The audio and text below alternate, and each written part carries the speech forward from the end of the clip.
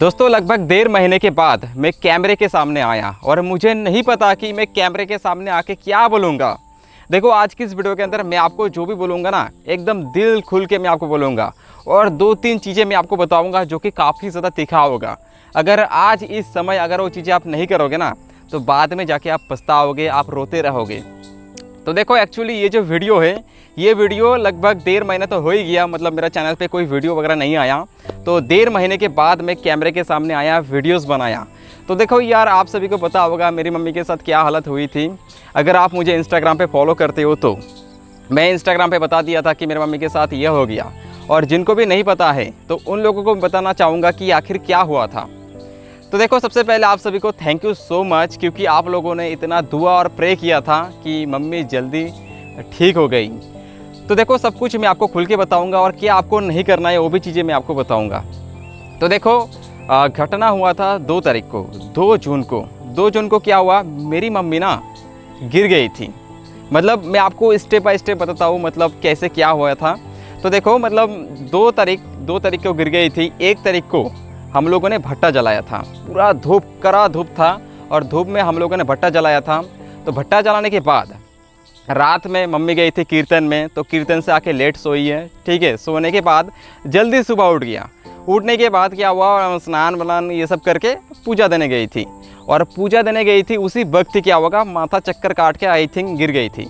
और गिरने के बाद यहाँ पे चोट लगा, ठीक है। यहाँ पे एक हड्डी होता है, यहाँ पे यो वाला हड्डी टूट गई। मैं आपको यहाँ पे दिखा दे रहा हूँ, ये जो हड्डी आप लोग देख रहे हो ना ये पूरा टूट गई थी। तो टूटने के बाद मम्मी को पता नहीं चला कि ये मेरा हड्डी टूट गई। उनको लगा कि ना यार हल्का सा दर्द हो रहा है, तो वो क्या किया, घर में मलहम वगैरह होता है टाइगर बम, तो वो लगाना शुरू कर दिया। लेकिन दर्द जब यहाँ पे बढ़ते गया तब मम्मी क्या की, मुझे बहुत ज़ोर से बुलाया।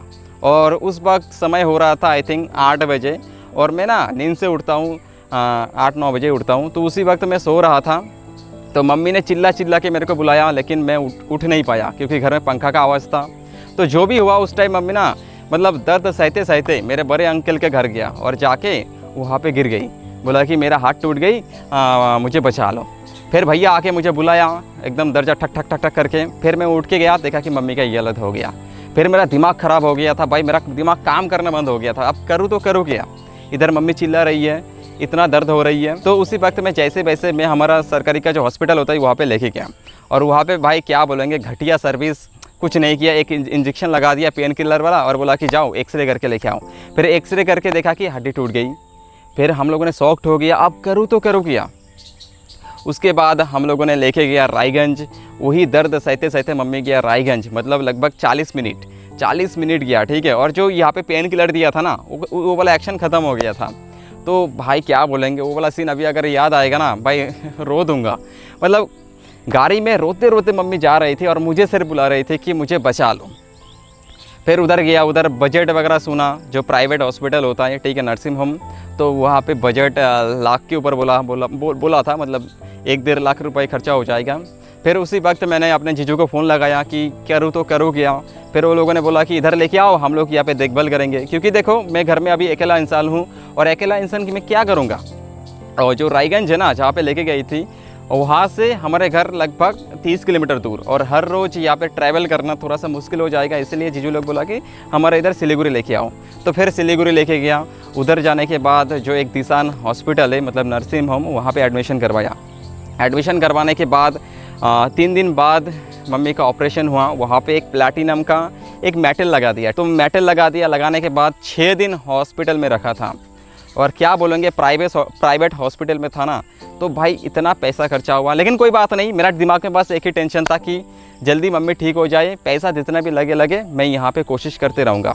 फिर यहाँ पे जो ऑपरेशन वगैरह हुआ उसके बाद और भी 3-4 दिन नर्सिंग होम में था, और पर डे लगभग 10,000 समथिंग ऐसे खर्चा हो रहा था। तो मेरा जस्ट एक ही इच्छा था कि मम्मी को जैसे वैसे ठीक करूँ जल्दी से। तो वहाँ पे फिर 10 तारीख को छुट्टी दे दिया। फिर दीदी के घर था मम्मी, फिर मैं घर चला आया, ठीक है। तो देखो यार यही सीन हो गया था। मतलब इसके चक्कर में मैं क्या बोलूँगा, कुछ नहीं कर पाया। मेरा दिमाग काम करना बंद हो गया था। आखिर करूँ तो करूँ क्या। अभी भी मम्मी का इधर पेन होता है, ठीक है। डॉक्टर यहाँ पे दवाई वगैरह दे दिया, अभी भी पेन होता है। मतलब 1.5 महीना हो गया, अभी भी हाथ को ऐसे मूव नहीं कर पाता है। तो ऐसा सिचुएशन है, लेकिन आई होप सो ठीक हो जाएगा। आप लोग प्रे करो, दुआ करो, जल्दी ठीक हो जाएगा। तो देखो ना, मैं आपको एक चीज़ बताऊंगा इस वीडियो के माध्यम से। देखो, अगर आप सोचोगे कि भाई मेरा दोस्त है, मेरा रिश्तेदार है, अगर कोई कुछ हो जाएगा तो मैं यहाँ पे फ़ोन लगाऊंगा तो मुझे पैसा भेज देगा, तो देखो ऐसा कभी नहीं होगा। मुश्किल वक्त के समय कोई आपका साथ नहीं देगा, आपका साथ मतलब आपको ही रहना पड़ेगा। जैसे लाइक मम्मी का ये सिचुएशन हुआ, मैं एक अकेला इंसान खड़ा हूँ मेरे मम्मी को ठीक करने के लिए। इसको फ़ोन लगाता हूँ, फ़ोन नहीं उठाता है, इसको फ़ोन करता हूँ, फ़ोन नहीं उठाता है। दोस्त कोई काम नहीं आएगा ब्रो। अगर आप लोग सोचो कि मेरा 100-200 दोस्त है, हाँ काम पे आ जाएगा, कोई काम नहीं आएगा। अगर आप यहाँ पे हॉस्पिटल में जाओगे ना, उसी वक्त आपको समझ में आएगा। तो देखो, अगर मैं इसी वक्त अगर यूट्यूबर नहीं होता, यूट्यूबर नहीं बनता, तो आई होप क्या होता ये मुझे नहीं पता। वही सरकारी हॉस्पिटल में मम्मी को लेके जाते, फिर उधर मतलब वो वाला सिचुएशन अगर याद करूँगा ना तो मुझे भी ख़राब लगता है, जो सरकारी हॉस्पिटल को जो सर्विस होता है। तो मैं आपको एक चीज़ बताऊँगा, आप लोग ना जितना हो सके आप लोग पैसा कमाओ, टाइम बर्बाद मत करो, पैसा कमाओ। अगर मैं पैसा नहीं कमाता तो शायद क्या दिन देखना पड़ता मुझे नहीं पता, इधर उधर भटकना पड़ता, इसी से हाथ जोड़ के पैसा मांगना पड़ता कि भाई दे दो।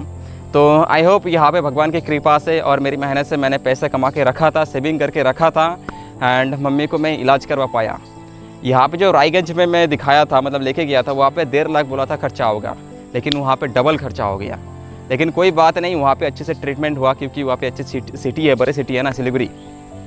तो वही बात है। देखो, घुमा फिरा के मैं आप लोगों को एक ही चीज़ बोलूँगा, अगर आप यहाँ पे काम कर रहे हो तो दिल से काम करो, पैसा कमाओ, अड्डाबाजी छोड़ दो भाई, पैसा कमाओ। जब से ये सिचुएशन हुआ ना, तब से दोस्तों मैं अड्डाबाजी छोड़ दिया, किसी के साथ नहीं रहता हूँ, घर में ही रहता हूँ, क्योंकि मुझे पता चल गया दुनिया यहाँ पे मतलब आपको जस्ट इस्तेमाल करेगा और कुछ नहीं।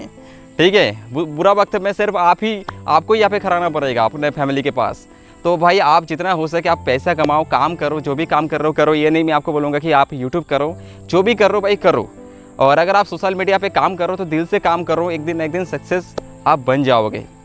और वही बात है, देखो आप लोगों ने बहुत ज़्यादा दुआ और प्रे किया था, मम्मी अभी रिकवर हो रही है, मतलब लगभग यहाँ पे 96% यहाँ पे रिकवर हो गई है, बस यहाँ पे हाथ को मूवमेंट नहीं कर पाता है। ठीक है, यही दिक्कत अभी हो रही है। और आई होप सो अब से मैं कंटिन्यू वीडियो डालूंगा, आई होप नहीं, मैं यहाँ पर रेगुलर वीडियो डालूंगा अब से, क्योंकि मैंने देख लिया दुनिया को। ठीक है, अकेला ही चलना पड़ेगा, अकेला ही सक्सेस की ओर मुझे जाना पड़ेगा, पैसा कमाना पड़ेगा, अपने फैमिली को यहाँ पे सुख देना पड़ेगा। तो घुमा फिरा के वही बात है, आप भी भाई पैसा कमाओ, इसीलिए मैंने इस वीडियो को बनाया। एक तो गाइस ये इन्फॉर्मेशन मैं आपको बता दिया कि आखिर मम्मी के साथ क्या हुई, ये तो मैं आपको बता दिया। साथ ही साथ मैं आपको ये बताया कि आप जितना हो सके पैसा कमाओ और सेविंग करो, क्योंकि बुरा वक्त कभी बोल के नहीं आता है। ठीक है, मतलब वही सीन है। तो पैसा कमाओ, जो भी कर रहे हो करो, अच्छे से करो, मन लगा के करो। और ये आप लोग सोचना बंद कर दो कि मेरा 1000 दोस्त है, 100 दोस्त है, भाई बुरा वक्त में हेल्प करेगा, कोई नहीं आएगा भाई। मैंने ये चीज़ एनालाइज करके देख लिया, कोई फ़ोन तक भी नहीं करता है। ठीक है, तो थैंक यू सो मच आप सभी लोगों को।